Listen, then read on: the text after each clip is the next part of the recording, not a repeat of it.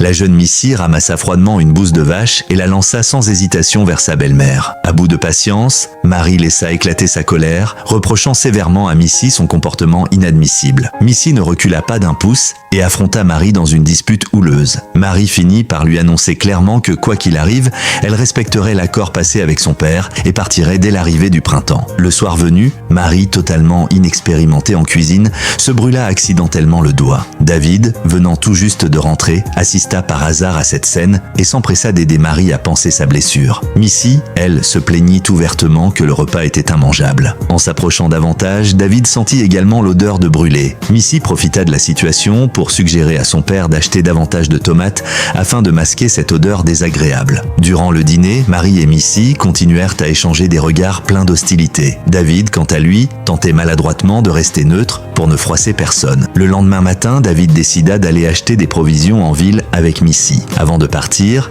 Missy provoqua à nouveau Marie, lui disant clairement qu'elle ne voulait plus manger de nourriture brûlée et qu'elle-même, malgré son jeune âge, était capable de préparer du délicieux poulet frit. Cette remarque toucha profondément l'orgueil de Marie, déclenchant chez elle une détermination soudaine. Dès que David et Missy eurent quitté la maison, Marie chercha fébrilement dans un livre comment cuisiner du poulet frit. Elle se persuada qu'elle pourrait aisément réussir ce qu'une enfant savait faire. Après beaucoup d'efforts, elle parvint enfin à attraper une poule. Le coup de hache résonna alors brusquement, mettant fin à la vie du petit animal. Mais la scène chaotique laissée derrière elle fut telle que David crut, à son retour, qu'une meute de loups avait attaqué la ferme. À sa grande surprise, en pénétrant à l'intérieur, il constata que Marie avait effectivement réussi à cuisiner le fameux poulet frit. Malgré tout, Missy ne put s'empêcher d'envoyer une nouvelle pique ironique à Marie. Voyant cela, David fit discrètement signe à sa fille de se taire. Toutefois, Missy conserva son attitude distante et hostile envers sa belle-mère. Quelques jours plus tard, Marie surprit par hasard Missy en train de murmurer doucement à une robe rose. Cette petite fille